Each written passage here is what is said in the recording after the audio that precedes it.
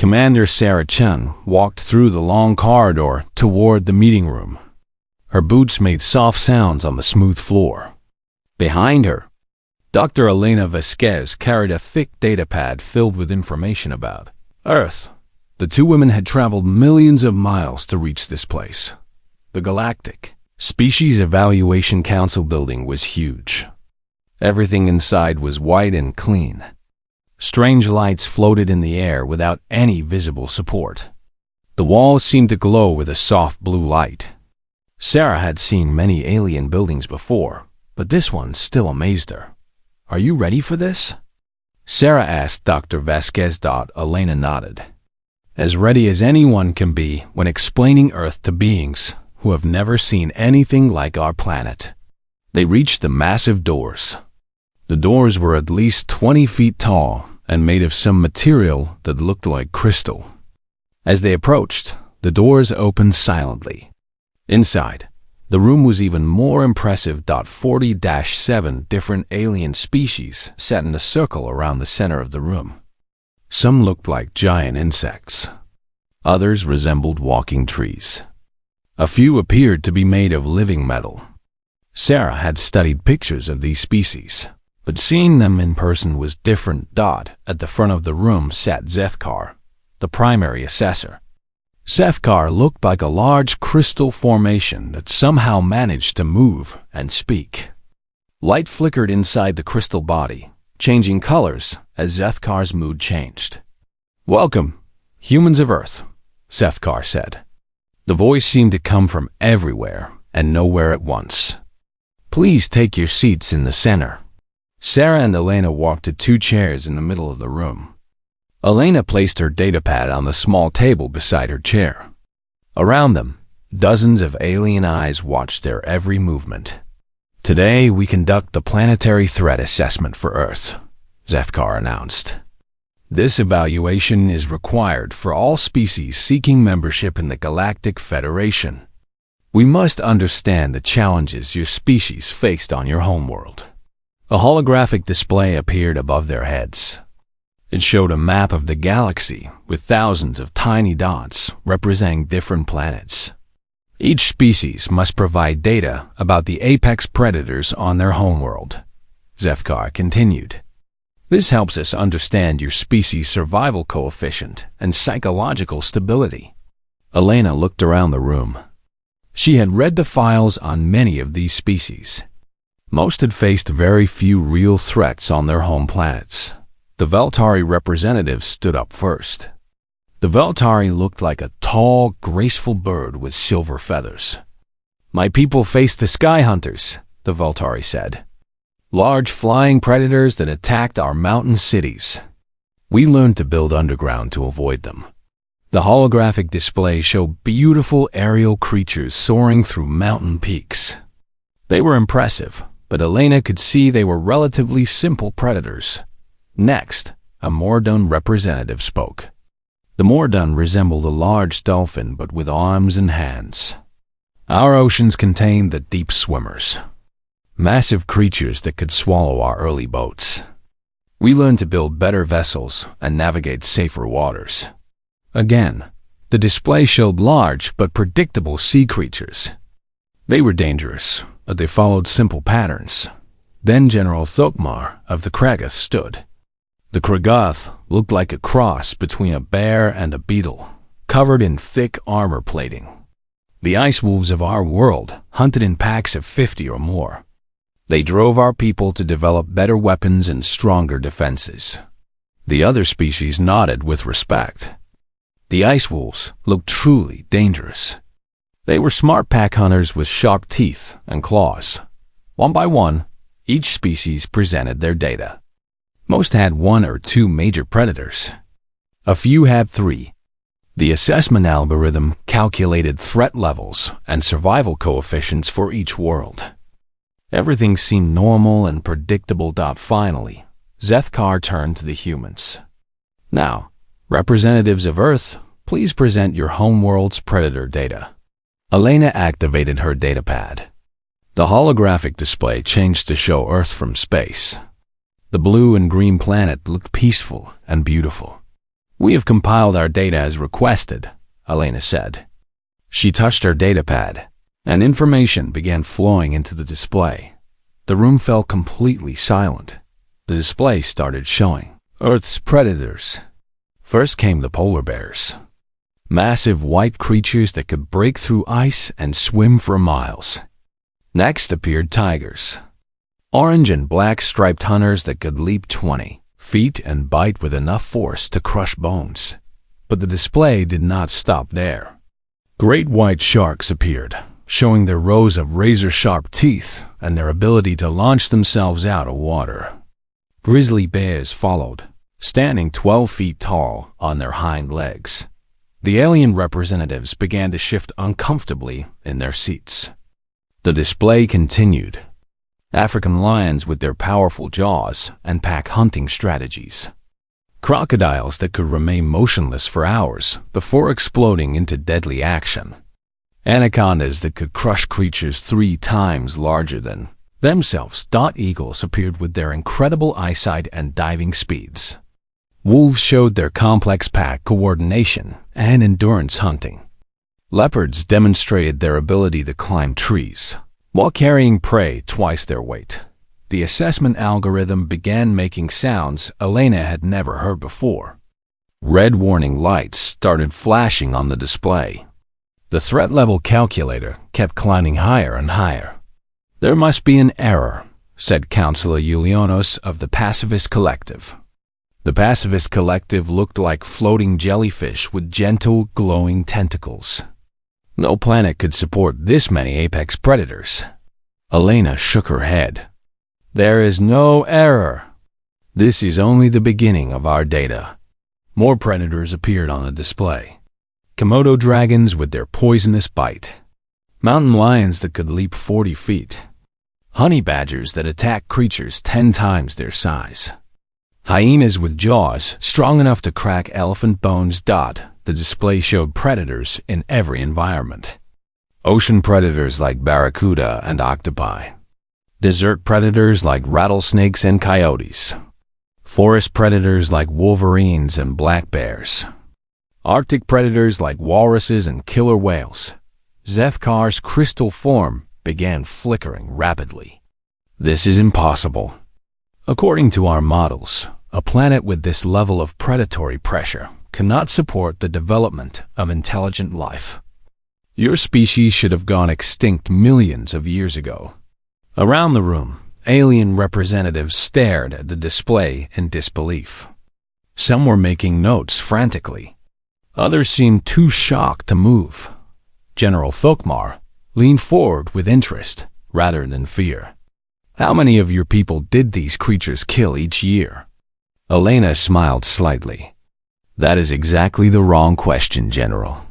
She touched her datapad again. The display changed to show human population growth over the last 10,000 years.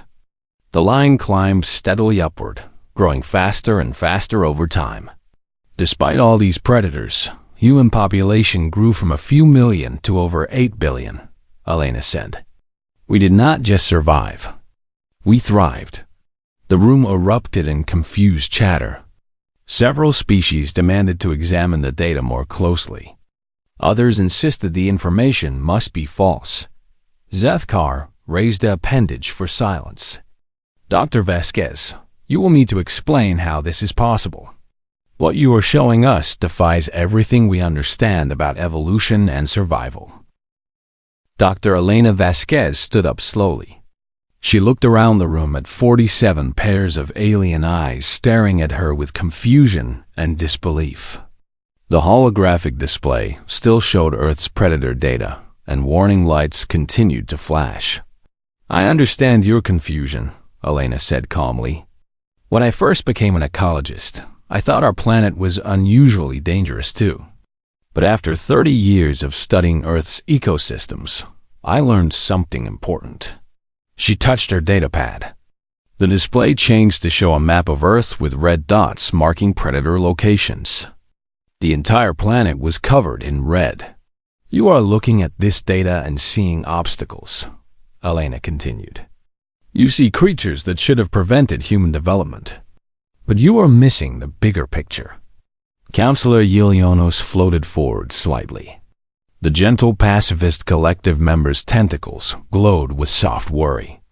Dr. Vasquez, with respect, we have evaluated over 3,000 species for Federation membership. None have presented data like this. Most planets have one or two apex predators in specific regions.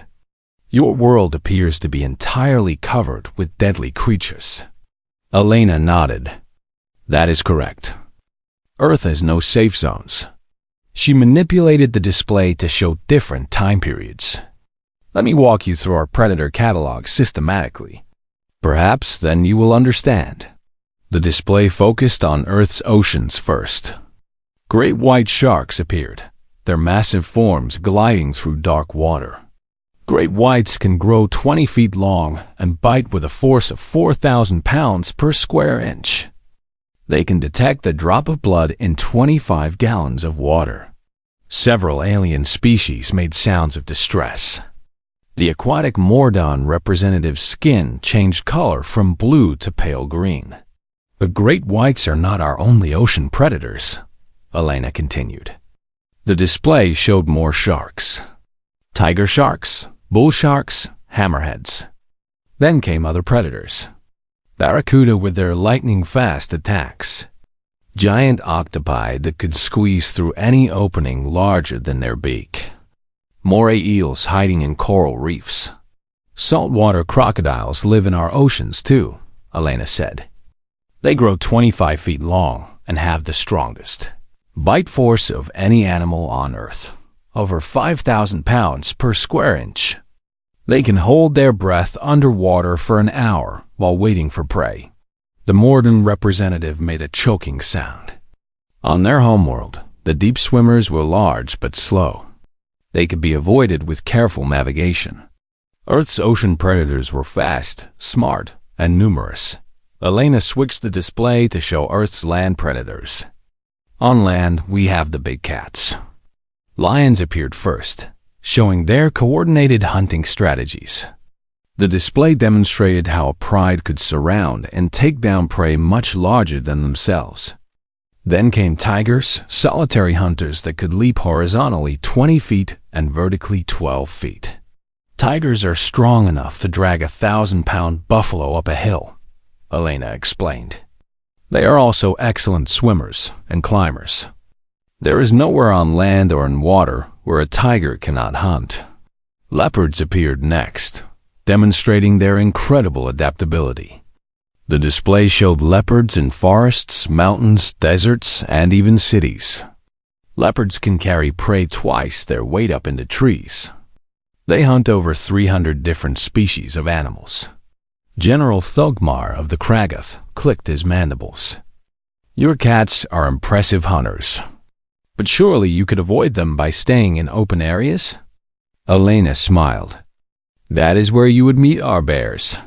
The display showed grizzly bears standing on their hind legs, towering 12 feet high. Grizzly bears can run 40 miles per hour. They can smell food from 18 miles away. Their claws are 4 inches long, and they are strong enough to flip over 800-pound rocks. Polar bears appeared next, twice the size of grizzlies.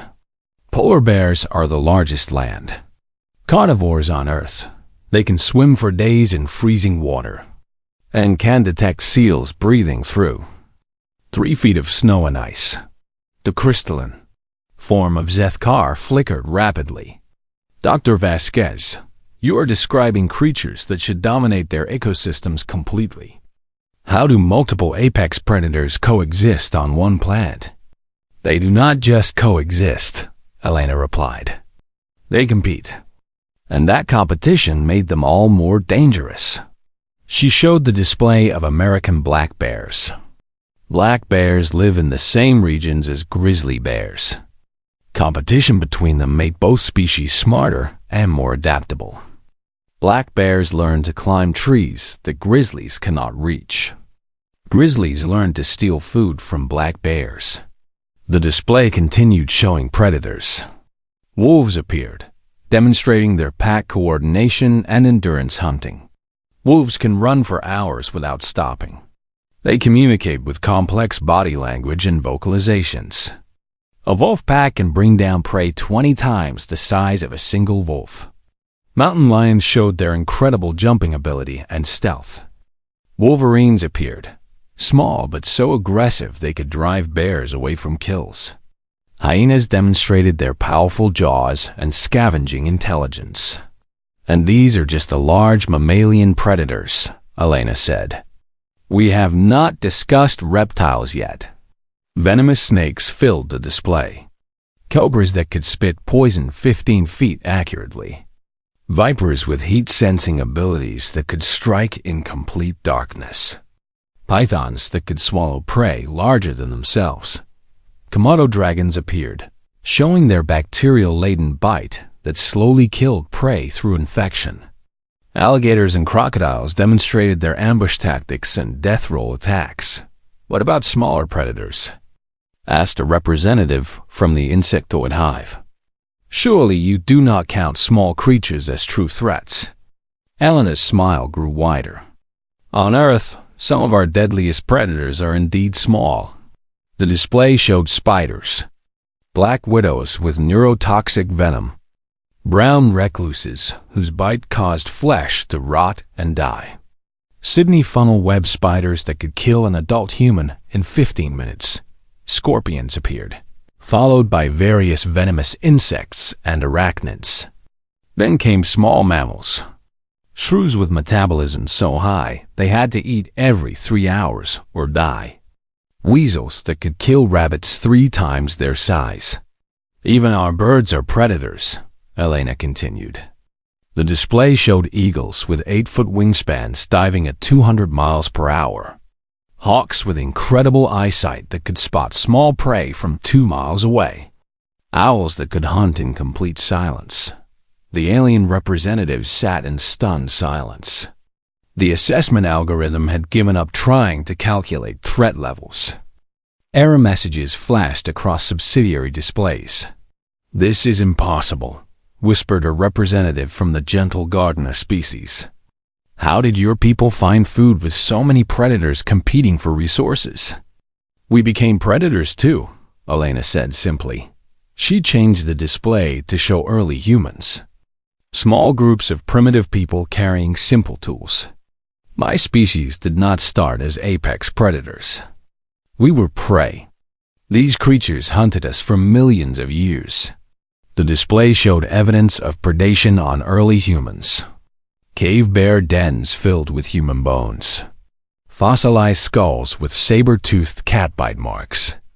Evidence of hyena dens used as human burial sites. "So, how did you survive?" General Thokmar asked. His voice carried genuine curiosity rather than disbelief. Elena looked around the room. "We learned from them. Every hunting strategy you have seen today, my ancestors studied and improved upon. We did not just survive our predators. We became better predators than any of them." The room erupted in excited chatter. Several species were frantically updating their databases. Others were calling emergency sessions with their governments. Zethkar's crystal form pulsed with bright light. "Dr. Vasquez, are you suggesting that your species survived by outcompeting every apex predator on your planet?" "Not just outcompeting them," Elena replied. "We learned to hunt them." Dr. Elena Vasquez waited for the room to quiet down. The alien representatives were still chattering among themselves, trying to understand how humans could have survived such a dangerous planet. She could see fear in some of their eyes, confusion in others, and fascination in a few. "You are all making the same mistake," Elena said loudly enough to get their attention. "You see our predators as obstacles we had to overcome. But that is completely wrong." She touched her datapad, and the holographic display changed. Instead of showing individual predators, it now showed a timeline of human development stretching back millions of years. "These creatures were not our enemies," Elena continued. "They were our teachers. Every major advance in human development came from learning to deal with predators. The timeline highlighted specific points where human innovation accelerated. Each point corresponded with evidence of predator encounters. Let me start with the most basic example, Elena said. Fire.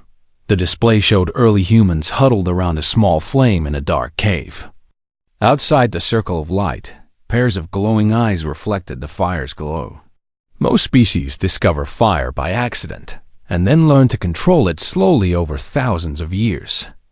Humans learned to control fire quickly because we had no choice. Cave bears, saber-toothed cats, dire wolves, and dozens of other predators hunted us during the ice ages. The display showed massive cave bears, larger than modern grizzlies, trying to enter caves occupied by early humans. The humans used fire to keep them away. Without predators forcing us to master fire quickly, human development would have taken much longer, Elena explained. Fire gave us cooked food, which improved our nutrition. Better nutrition led to larger brains. Larger brains led to better tools. Counselor Yilionos floated closer. But surely fire alone cannot explain your rapid development. Elena shook her head. Fire was just the beginning. Tool-making accelerated because throwing rocks at a charging rhinoceros was not enough to survive. The display changed to show early humans crafting spears, axes, and other weapons. We had to create better tools because our natural abilities were not sufficient. We could not run as fast as cheetahs, climb as well as leopards, or bite as hard as wolves. So we made tools that let us do what our bodies could not. The timeline showed how tool complexity increased dramatically whenever humans encountered new predator threats. Simple stone axes became spear throwers. Spear throwers became bows and arrows. Bows became crossbows. Each improvement was driven by the need to survive specific predators, Elena continued. We developed projectile weapons because large cats could kill us in close combat.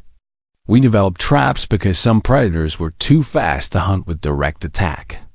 We developed poison because some prey was too large to kill with simple weapons. General Thokmar leaned forward with interest. Your weapons development was impressive. But weapons alone do not create civilization. Exactly right, General, Elena replied. That is where cooperation and language became crucial. The display showed groups of early humans working together to hunt mammoth-sized prey. No single human could kill a mammoth. But 20 humans working together with coordinated strategy could succeed. This required complex communication. Elena manipulated the display to show human language development.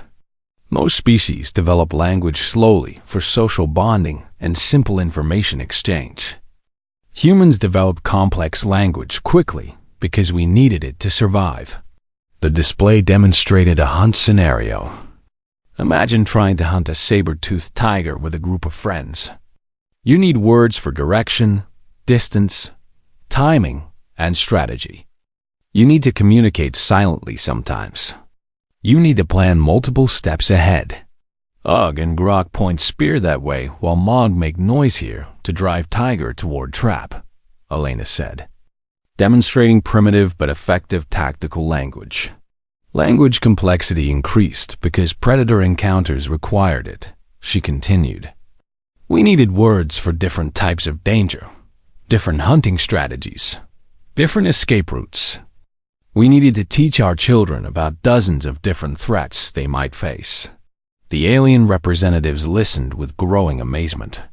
Their own languages had developed for poetry, philosophy, and social bonding. Human language had developed as a survival tool.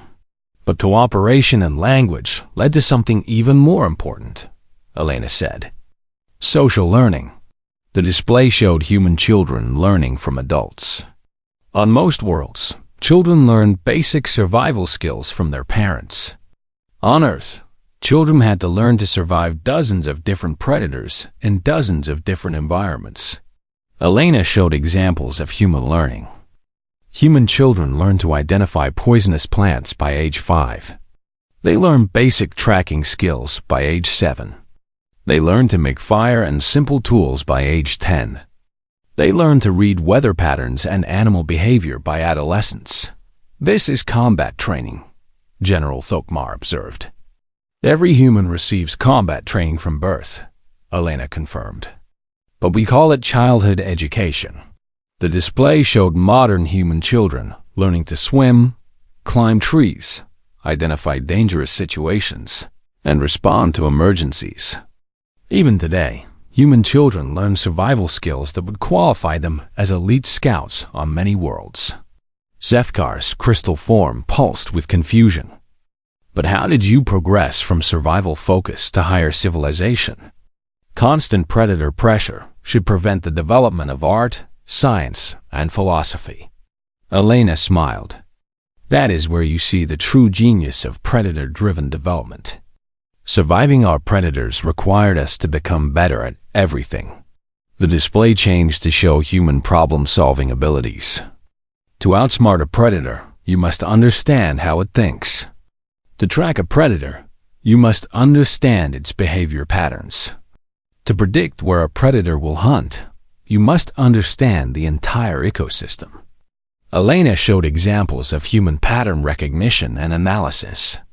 Humans became exceptional at reading subtle signs and making accurate predictions because any mistake could mean death. A broken twig might indicate a tiger nearby. Changes in bird behavior could warn of approaching danger. This developed our ability to notice patterns, analyze complex systems, and make logical deductions, Elena continued. These same mental abilities that helped us survive predators later helped us develop mathematics, science, and engineering. The display showed the progression from reading animal tracks to developing written language. From understanding seasonal patterns to creating calendars. From analyzing predator behavior to developing psychology. Art and music developed from our need to communicate complex information quickly, Elena explained. Cave paintings were not just decoration. They were tactical information about local predators and prey. Songs were not just entertainment. They were mnemonic devices to help remember crucial survival information. Elena changed the display to show human migration patterns. Most species stay in one environment because it is safe and familiar. Humans spread across the entire planet because nowhere was safe for us. The map showed human expansion into every climate and environment on Earth. We went to the Arctic because predators drove us there. We crossed oceans because staying on land was dangerous. We climbed mountains because the valleys had too many threats. Each new environment had new predators to learn from, Elena continued. Arctic survival taught us about extreme weather adaptation. Ocean travel taught us about navigation and resource management. Mountain climbing taught us about equipment design and risk assessment. The alien representatives sat in stunned silence. They were beginning to understand that human development was not despite predator pressure, but because of it.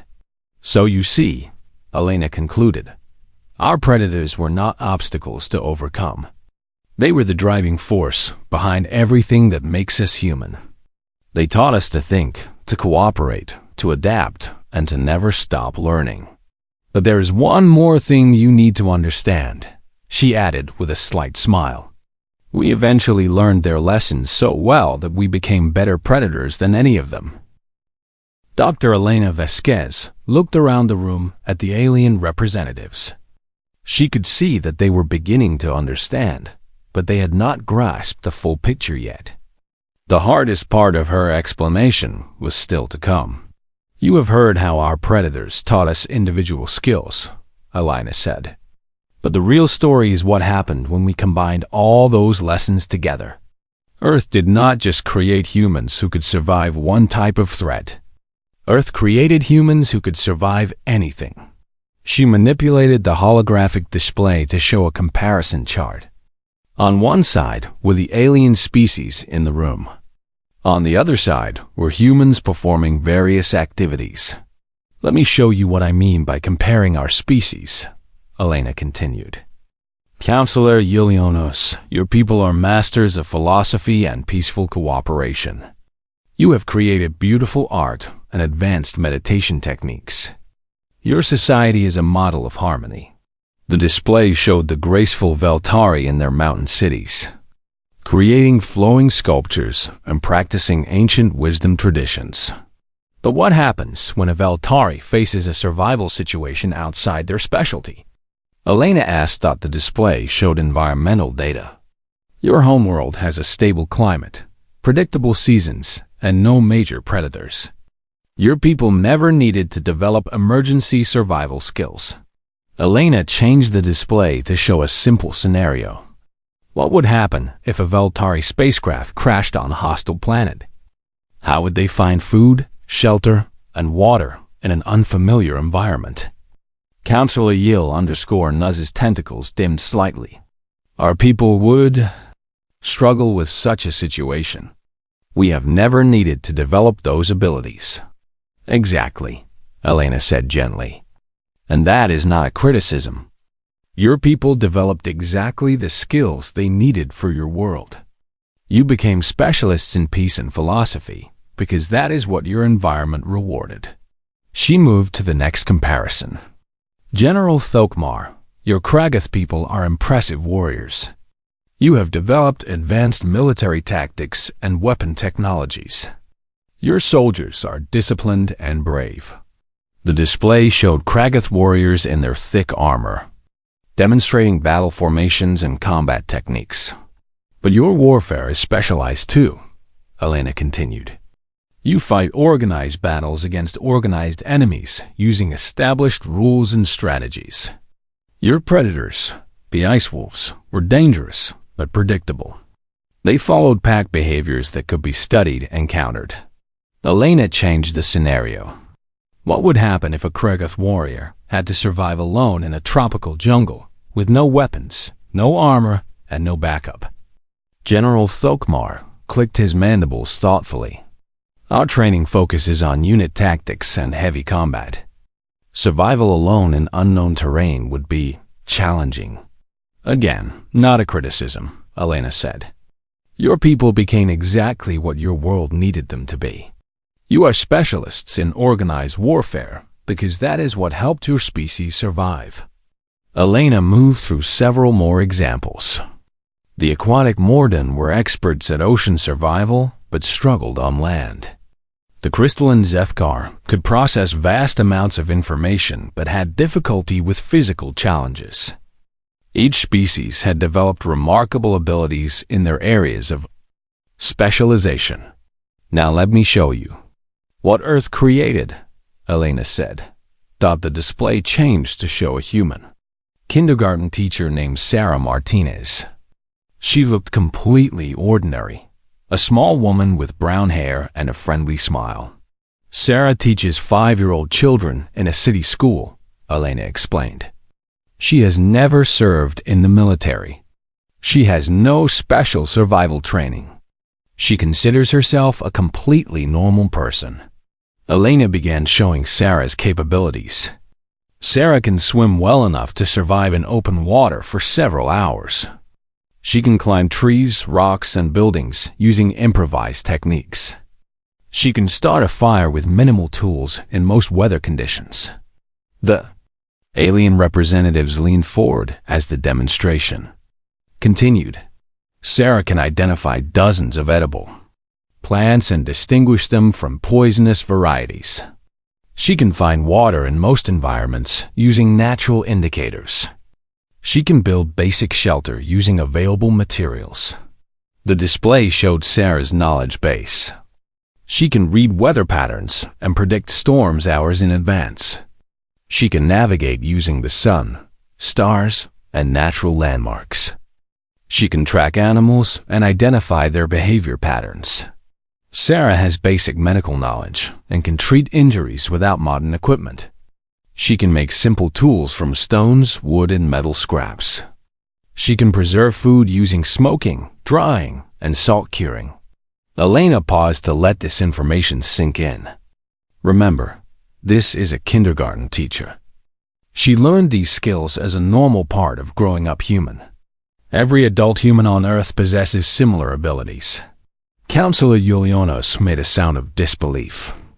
You are saying that your teachers have survival skills equivalent to our military specialists? Better than your military specialists in most cases, Elena replied. Because Sarah did not just learn to survive in one environment. She learned to adapt to any environment. Elena changed the display to show Sarah in different scenarios. Drop Sarah in an Arctic environment, and she will build an igloo and hunt for fish through ice holes. Put her in a desert, and she will find water using cactus plants and morning dew collection. The demonstration continued. Place Sarah in a tropical forest, and she will create shelter from palm fronds and catch fish with improvised spears. Put her on a mountain, and she will use rock cairns to navigate and find edible roots and berries.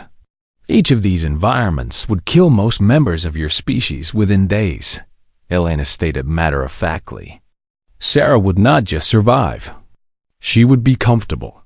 General Thokmar leaned forward. This Sarah must be exceptional among your people. Elena shook her head. Sarah is completely average. In fact, I chose her specifically because she represents typical human capabilities. Our actual survival specialists can do things that would seem impossible to you. The display showed a human mountaineer scaling a sheer cliff face with minimal equipment. Then a desert nomad walking across sand dunes that would cook most alien species alive. Then an Arctic researcher living comfortably in temperatures that would freeze Kragoth warriors in their armor. Every human specializes in generalist survival, Elena explained. We became good at everything because being good at one thing was not enough on Earth. She changed the display to show human adaptation speed. Watch how quickly humans adjust to new environments. The screen showed time-lapse footage of human settlements being built in various locations. Humans arrived in unfamiliar territory and within days had established shelter, food sources, and basic infrastructure. Most species take months or years to adapt to new environments, Elena said. Humans typically achieve basic survival within hours and comfort within days. Zefkar's crystal form flickered rapidly. This seems impossible. How can one species be effective in so many different situations? Because we had to be, Elena replied. Other species could specialize because their environments were stable and predictable. Earth gave us no such luxury. Elena showed a map of predator distributions across Earth. In the Arctic, we faced polar bears and Arctic wolves. In the forests, we dealt with tigers and venomous snakes. In the grasslands, we encountered lions and hyenas. In the mountains, we met leopards and bears. The map was covered in overlapping predator territories. There was no environment where we could settle and become specialists. Every place we went had different threats requiring different skills. So we became generalist survivors, Elena continued. We learned to read any environment quickly, identify threats and resources, and adapt our strategies accordingly. Elena changed the display to show human psychological adaptability. Our mental flexibility matches our physical adaptability. Humans can switch between cooperation and competition, aggression and pacifism, leadership and following, depending on what the situation requires. She showed examples of humans working in teams, then surviving alone, then switching between roles seamlessly as circumstances changed. We also learned to make decisions quickly under pressure, Elena added. When a tiger is charging at you, you have 3 seconds to choose the right response. Hesitation means death. The display showed human reaction times and decision-making speeds. Humans can assess complex situations and choose effective responses faster than most species' conscious thought processes. Elena looked around the room.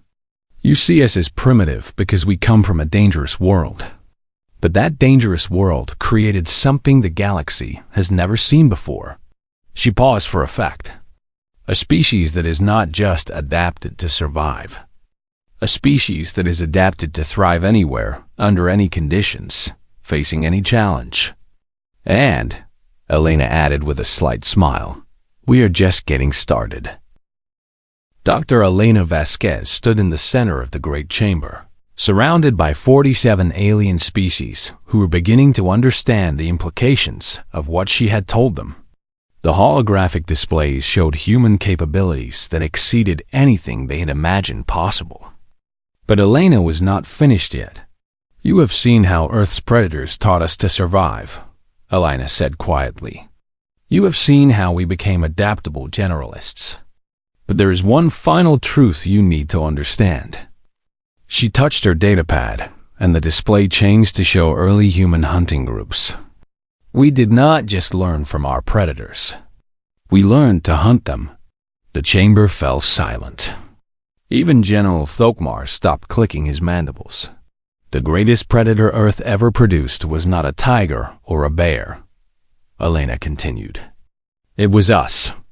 The display showed human hunters tracking a massive woolly mammoth.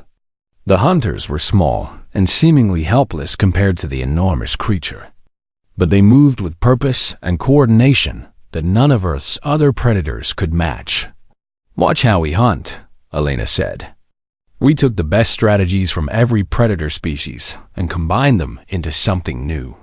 The hunting scene played out in detail. From wolves, we learned pack coordination and persistence hunting. Watch how these hunters spread out to surround the mammoth. They will follow it for days if necessary, taking turns to keep it moving until it collapses from exhaustion. The display showed the human hunting party maintaining pursuit across vast distances, changing positions seamlessly while maintaining constant pressure on their prey. From cats, we learned patience and ambush tactics, Elena continued. The scene changed to show humans waiting motionlessly in hidden positions. These hunters can remain completely still for hours, just like a leopard waiting by a watering hole. From bears, we learned to use our intelligence to access resources others cannot reach. The display showed humans using tools to dig termites from mounds and fish from rivers. But we did not just copy these strategies. Elena explained. We improved them. The mammoth hunt continued. No wolf pack could coordinate this precisely. No cat could maintain this patient pursuit. No bear could use tools this effectively. We combined every successful hunting strategy on our planet and made them work together. Commander Sarah Chun stepped forward. Dr. Vasquez, show them the persistence hunt data. Elena nodded and changed the display. Humans are the most effective persistence hunters ever recorded.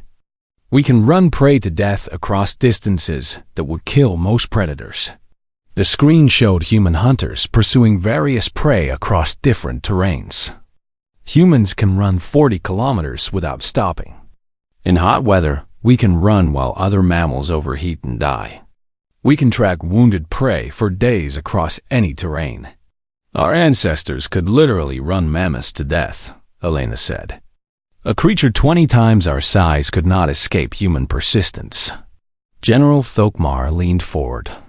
But surely larger predators could overpower human hunters in direct combat. Elena's smile was cold. We learned not to fight fair. The display changed to show humans hunting a cave bear. Direct combat was suicide. So we developed tactics no other predator could imagine. The scene showed humans using fire to drive the bear toward a pit trap. Other humans waited with spears to finish it. We learned to use the environment as a weapon. We dug traps, started fires, triggered rock slides, and redirected rivers. We also learned to hunt in ways that seemed impossible, Elena continued. The display showed humans crossing rivers to hunt aquatic prey, climbing cliffs to reach flying creatures, and diving underwater to catch fish. Every environment where predators lived, we learned to hunt them there. We became more aquatic than the aquatic predators, more arboreal than the climbing predators, more aerial than the flying predators. Counselor Yilionos made a sound of distress. You hunted creatures in their own specialized environments and defeated them? We did not just defeat them, Elena replied. We drove most of them extinct. The chamber erupted in shocked chatter. Elena waited for quiet before continuing. The cave bears, saber-toothed cats, dire wolves, giant hyenas, American lions, and dozens of other megafauna species are gone, she said calmly. They were not killed by climate change or disease. They were eliminated by human hunting. The display showed a timeline of megafauna extinctions. Every time humans arrived in a new region, large predators disappeared within a few thousand years. We became so effective at hunting that we accidentally destroyed entire predator species, Elena explained. This was not intentional genocide. We were simply better at their own hunting strategies than they were. Zethkar's crystal form was flickering rapidly. Dr. Vasquez, are you saying that humans eliminated apex predators through superior hunting ability? Correct, Elena replied. By the time we developed agriculture and civilization, we had already established ourselves as Earth's dominant predator species. She changed the display to show modern human capabilities. Today, humans routinely hunt creatures that could easily kill us in direct combat. We hunt sharks underwater, bears in their caves, and big cats in dense forests. The screen showed human hunters using modern equipment to track and capture dangerous animals. We do this not for survival, but for sport and scientific research. Hunting apex predators has become recreational activity for us. Elena paused to let this information sink in. Remember Sarah, the kindergarten teacher I showed you earlier? Sarah could successfully hunt most of the predator species in this room's homeworlds. The alien representatives looked uncomfortable. Several were quietly updating their security assessments. But hunting ability is not what makes humans the ultimate predators, Elena continued. What makes us unique is that we learn to apply predatory intelligence to everything. The display changed to show human technological development. We applied hunting strategies to warfare and created military tactics that are unmatched in the galaxy. We applied tracking skills to science and developed investigative methods that can solve any mystery. We applied pack coordination to social organization and built civilizations that can coordinate the activities of billions of individuals.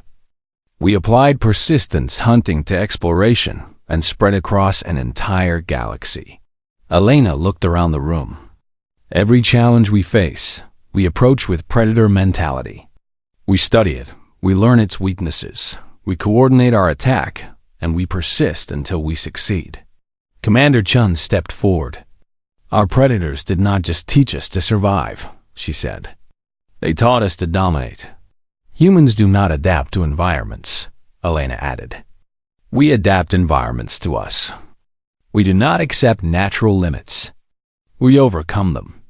The display showed human expansion into every environment on Earth, then beyond Earth into space. We went to places no Earth life could survive, and we made them livable. We looked at the vacuum of space and decided to hunt there too. General Thok_Mar clicked his mandibles nervously. What exactly are you hunting in space? Elena and Sarah exchanged a glance. Everything, Elena replied. Resources, knowledge, territory, challenges. We approach the galaxy the same way our ancestors approached Earth, as hunting grounds to be explored and mastered. The chamber was completely silent now.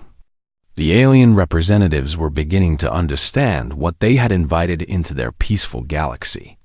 Your Federation represents the largest, most successful civilization in the galaxy, Commander Chun said. To humans, it looks like the ultimate challenge. Elena nodded. You have resources we want to learn about. Technologies we want to understand. Territories we want to explore. From our perspective, the Federation is the most interesting prey we have ever encountered. Zethkar's form was flickering so rapidly, it was almost throbbing. Are you threatening us? Not at all, Elena replied calmly. We want to join your Federation and learn from you. We want to hunt alongside you not against you. But you should understand what you are accepting, Commander Chan added. You are not just gaining another peaceful member species. You are allying with a species that spent millions of years learning to outhunt everything that tried to kill them. Elena smiled.